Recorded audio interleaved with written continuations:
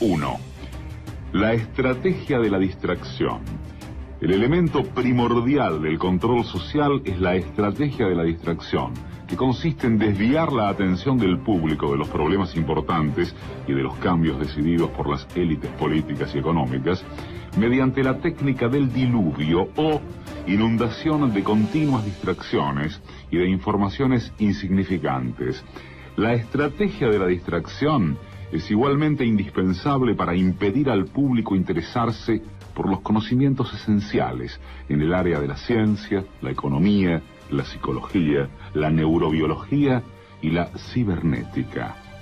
Mantener la atención del público distraída, lejos de los verdaderos problemas sociales, cautivada por temas sin importancia real, mantener al público ocupado,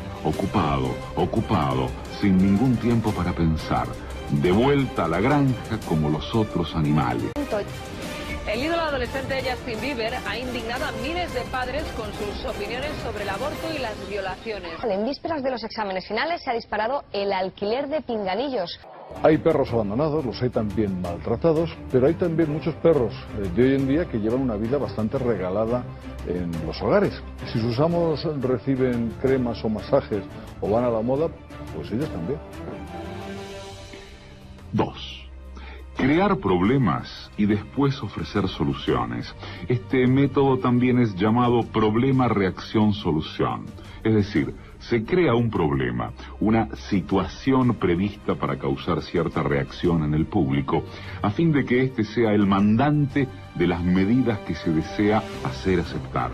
Por ejemplo, dejar que se desenvuelva o se intensifique la violencia urbana, u organizar atentados sangrientos a fin de que el público sea el demandante de leyes de seguridad y políticas en perjuicio de la libertad. O también crear una crisis económica para hacer aceptar como un mal necesario el retroceso de los derechos sociales y el desmantelamiento de los servicios públicos. Empezamos con 8 casos, posibles casos, no siquiera casos confirmados, ahora ya son 10, porque se han incorporado 2 en las últimas horas y probablemente cuando termine el programa o dentro de un ratito hay alguno más, a lo mejor. Casi seguro que cuando terminemos habrá 12.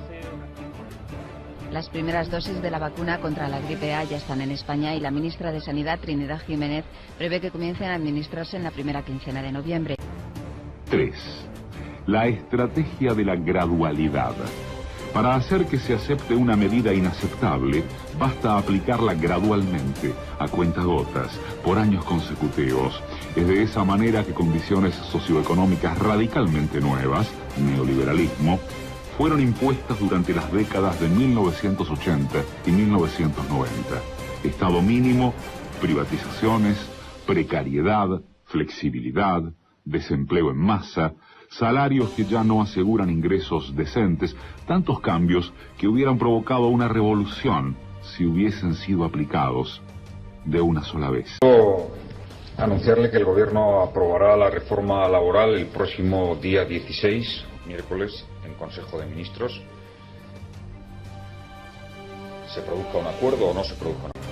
El Gobierno no contempla, después de las medidas adoptadas de reducción del déficit y consolidación fiscal, dentro de las que incluyo el techo de gasto para el presupuesto del año 2011, nuevas medidas. En los últimos 4 años ha habido 3 millones de despidos en España y por eso es necesario una reforma laboral en nuestro país. El camino está trazado y cabe confiar en que el gobierno que salga de las urnas a finales de año, sea del signo que sea, continúe transitándolo en esa dirección. 4. La estrategia de diferir.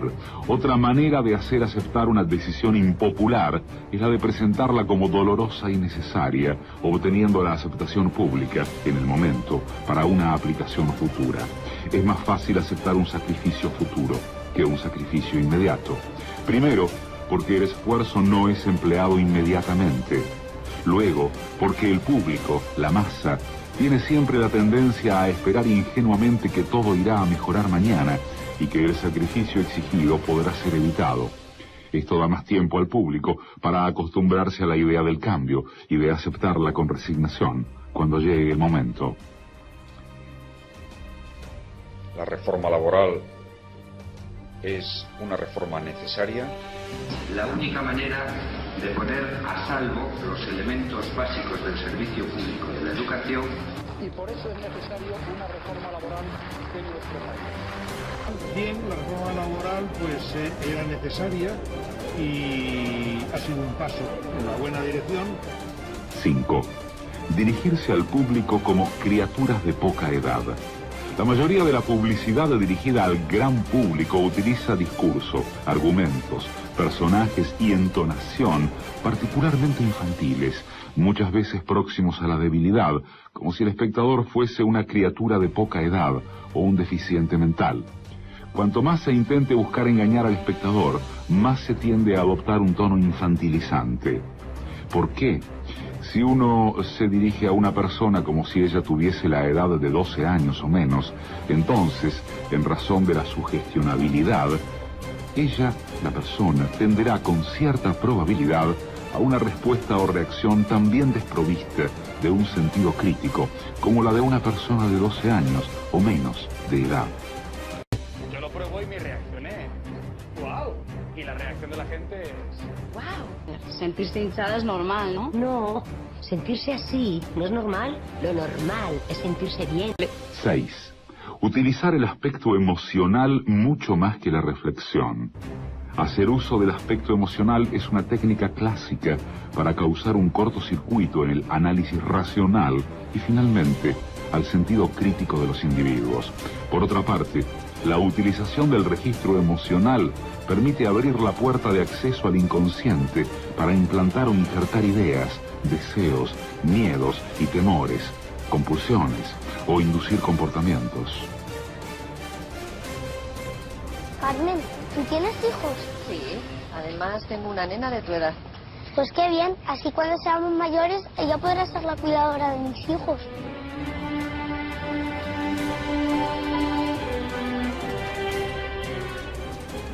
Pasa de mí, no le interesan mis problemas. Está todo el día hablando de cosas que solo le importan a él. Me ha fallado. Le he pillado mintiéndome. ¿Y qué vas a hacer? No tengo ningún motivo para creer en él. No volveré a votar a Zapatero. 7. Mantener al público en la ignorancia y la mediocridad. Hacer que el público sea incapaz de comprender las tecnologías y los métodos utilizados para su control y su esclavitud. La calidad de la educación dada a las clases sociales inferiores debe ser la más pobre y mediocre posible, de forma que la distancia de la ignorancia que planea entre las clases inferiores y las clases sociales superiores sea y permanezca imposible de alcanzar para las clases inferiores. La educación, otro de los pilares del estado de bienestar, tampoco escapa a los recortes presupuestarios. Ello se traduce en un aumento del número de alumnos por clase de un 20% y un incremento de las tasas universitarias de un 50%. Porque la definición exacta del neolítico no me la sé. ¿Y aproximada? Pues, no, bueno, cállate, mira. La mama, edad media. Sí. La edad media es hasta que los seres humanos hacen la escritura. ¿O no? ¿Ahora qué? Total, les voy a seguir explicando. En la Edad Media hay como tres partes. Cállate. Paleolítico, neolítico. ¿En la Edad Media? O en la Edad Moderna. A ver, la del 5. 5 por 1, 5, 5 por 2, 10, 5 por 3, 15, 5 por 4, 20, 5 por 5, 25, 5 por 6, 30, 5 por 7, 35, 5 por 8, 40, 5 por 9, 45, 5 por 10, 50. 8.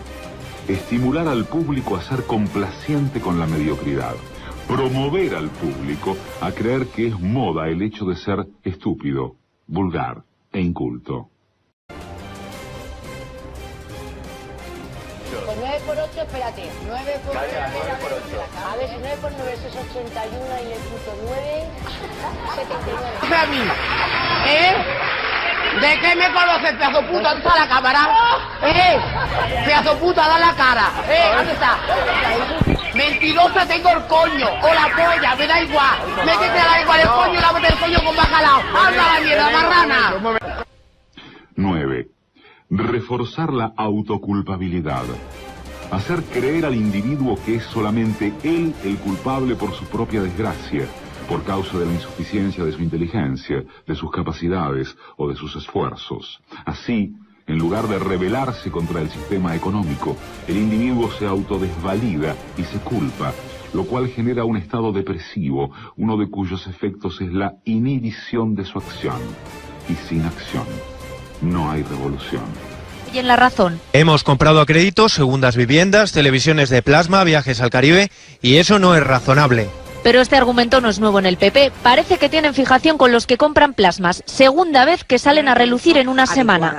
Y que hay casos de las familias que efectivamente estaban en situaciones de necesidad y que a lo mejor luego se compraban una televisión de plasma. Esta diputada valenciana hablaba de parados en lugar de, por ejemplo, cargar contra los bancos. Lo mismo el gobierno de Rajoy, que prefiere pasarle la culpa a los ciudadanos, los que según la oposición son las víctimas y no los causantes. No es verdad que había unas relaciones de libertad absolutas.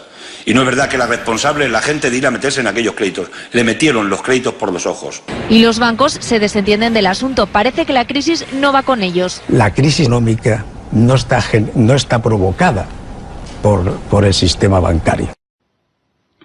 Y 10. Conocer a los individuos mejor de lo que ellos mismos se conocen. En el transcurso de los últimos 50 años, los avances acelerados de la ciencia han generado una creciente brecha entre los conocimientos del público y aquellos conocimientos poseídos y utilizados por las élites dominantes. Gracias a la biología, la neurobiología y la psicología aplicada, el sistema ha disfrutado de un conocimiento avanzado del ser humano, tanto de forma física como psicológicamente. El sistema ha conseguido conocer mejor al individuo común de lo que él se conoce a sí mismo. Esto significa que, en la mayoría de los casos, el sistema ejerce un control mayor y un gran poder sobre los individuos, mayor que el de los individuos sobre sí mismos.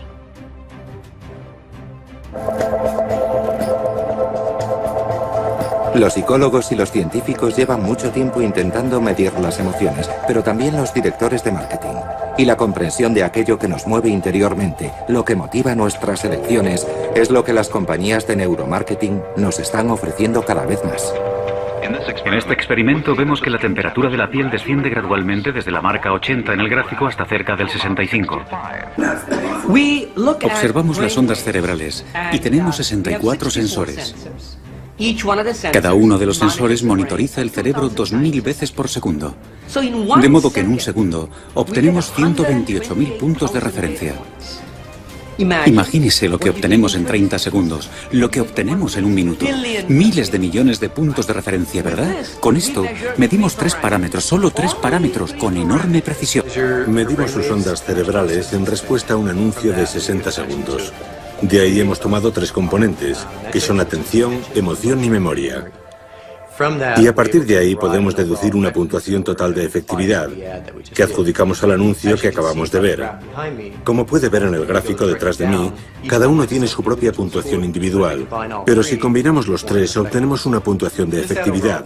La puntuación total es muy buena. Entre los 3 componentes tenemos atención, que es muy alta.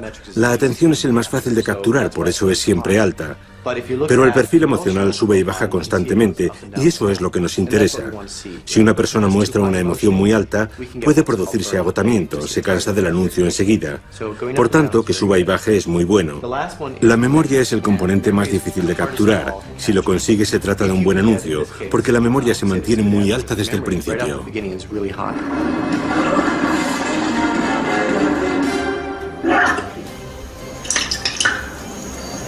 De pardo malo. Si conseguimos que la memoria suba, como vemos en el gráfico, que al final sube claramente, eso significa que mostrar la marca o el mensaje al final del anuncio es muy positivo. Y sabes que el consumidor se marchará recordando la marca o el anuncio.